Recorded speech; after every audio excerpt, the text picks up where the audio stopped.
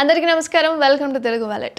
పుట్టిన తేదీ ధ్రువపత్రం లేదని ఇబ్బంది పడుతున్నారా? అయితే ఈ సర్టిఫికేట్లను ఎలా సులభంగా పొందొచ్చు?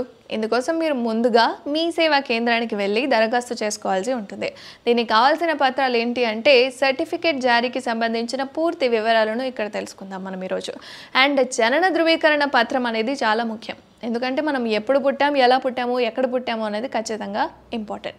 ఈ సర్టిఫికేట్ లేకుండా కొన్నిసార్లు ఇబ్బందులు తలెత్తుతున్నాయి. ఓ వ్యక్తి ఎక్కడ జన్మించాడు, పుట్టిన తేదీ ఏంటి, అసలు తల్లిదండ్రులు ఎవరు అనే అంశాలను నిర్ధారిస్తూ ప్రభుత్వం జారీ చేసిన ముఖ్యమైన డాక్యుమెంట్ ఇది. ఇక జనన మరియు మరణాల నమోదు చట్టం ప్రకారం 1969 ప్రకారం ఈ జననాన్ని సంబంధిత రాష్ట్ర ప్రభుత్వంలో నమోదు చేసుకోవాలి. ప్రభుత్వం అందించే వివిధ సౌకర్యాలను పొందడానికి కూడా పౌరులందరికీ జనన ధృవీకరణ పత్రాన్ని పొందాల్సి ఉంటుంది.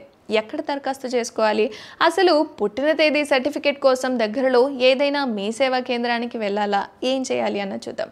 ఖచ్చితంగా మీ సేవా కేంద్రానికి వెళ్ళి అక్కడ వారు అడిగిన పత్రాలతో పాటు రుజువులను కూడా ఇవ్వాలి. ఇక మీ సేవా కేంద్ర నిర్వాహకులు CDMAలో మీరు ఇచ్చిన సమాచారాన్ని పెట్టి దరఖాస్తు చేస్తారు. కావాల్సిన డాక్యుమెంట్లు బిడ్డ జన్మించిన ఆసుపత్రి లేదా వైద్య సంస్థ ద్వారా జారీ చేసిన ధృవీకరణ కోసం తల్లిదండ్రుల గుర్తింపు రుజువు కూడా పెట్టుకోవాలి. ఇక తల్లిదండ్రుల ఆధార్ కార్డులను అందజేయాలి మరియు పుట్టిన పిల్లల పేర్లు అలాగే దరఖాస్తు ఫామ్ పైన రాసి ఇవ్వాలి. అండ్ తెలంగాణలో జనన ధృవీకరణ పత్రాన్ని పుట్టిన తేదీ నుంచి 21 రోజుల్లోపు సంబంధిత అధికారులు CDMAలో నమోదు చేస్తారు. అలాగే ఆసుపత్రులు, నర్సింగ్ హోమ్లు లేదా ఆసుపత్రులలో ప్రసవం జరిగితే గనక అటువంటి వివరాలన్నీ ఆరోగ్య శాఖ వారు వివరాల ద్వారా CDMA వెబ్సైట్లో పొందుపరుస్తారు.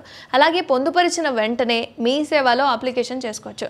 జనన నమోదు రికార్డులలో వివరాలతో పాటు అవి ఖచ్చితంగా అందుబాటులో ఉంటే దరఖాస్తుదారు జనన ధృవీకరణ పత్రం కోసం ధృవీకరణ చేసుకోవడానికి అర్హులవుతారనమాట. ఇక సంబంధిత వివరాలు లేకపోతే అలాంటి వారు సమీపంలోని మున్సిపల్ లేదా పంచాయతీ ఆఫీస్ను సంప్రదించాలి. అంటే కార్డ్ కావాలి అనుకున్నప్పుడు. అలాగే సవరణ చేసుకోవడం ఎలా, పొరపాటున బర్త్ సర్టిఫికేట్ పొందేటప్పుడు ఏదైనా తప్పులు దొర్లాయి అనుకోండి, అంటే పేరులో కావచ్చు, ఊరిలో కావచ్చు, తల్లిదండ్రుల పేరులో కావచ్చు, ఏదైనా పొరపాటు జరిగితే మీ సేవలు తిరిగి దరఖాస్తు చేసుకోవచ్చు. పేరు తప్పుగా ఉంటే న్యాయవాది ద్వారా నోటరీ పొంది మీ సేవలో దరఖాస్తు చేసుకోవాలి. అండ్ దరఖాస్తు చేసిన వారం లోపల సంబంధిత అధికారులు పరిశీలించి పుట్టిన తేదీ సర్టిఫికేట్లను అప్రూవ్ చేసుకుంటారు. అలాగే పాస్పోర్ట్ కానీ లేదా ఉన్నత విద్యకు సంబంధించి బ్యాంక్ ఖాతాలను తెరవడంతో పాటు మరికొన్నింటిని దరఖాస్తు చేసుకోవడానికి పుట్టిన తేదీ సర్టిఫికేట్ అవసరం పడుతుంది.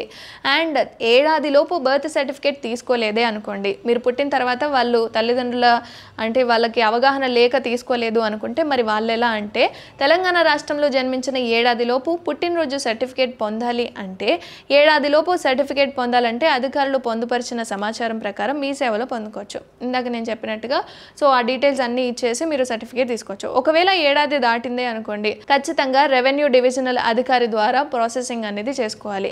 LRPD late registration of birth and death అంటారు. అండ్ అలాగే ఇది పొందాలంటే ఇద్దరు ప్రభుత్వ ఉద్యోగుల సంతకం ఖచ్చితంగా అవసరం. తల్లిదండ్రుల Aadhaar card, non availability certificate అఫిడవిట్తో పాటు దరఖాస్తు ఫామ్ కూడా నింపి మీ సేవలో దరఖాస్తు చేసుకోవాలి. అధికారులు పరిశీలించిన తర్వాత ప్రొసీడింగ్ కాపీ అంటే మీ చేతులకే ఇస్తారు. వెంటనే ప్రొసీడింగ్ కాపీని స్థానిక గ్రామ పంచాయతీ సెక్రటరీకి కానీ లేదా మున్సిపల్ అధికారికి కానీ అందజేస్తే ఖచ్చితంగా మీకు ఆ బర్త్ సర్టిఫికేట్ అనేది వస్తుంది.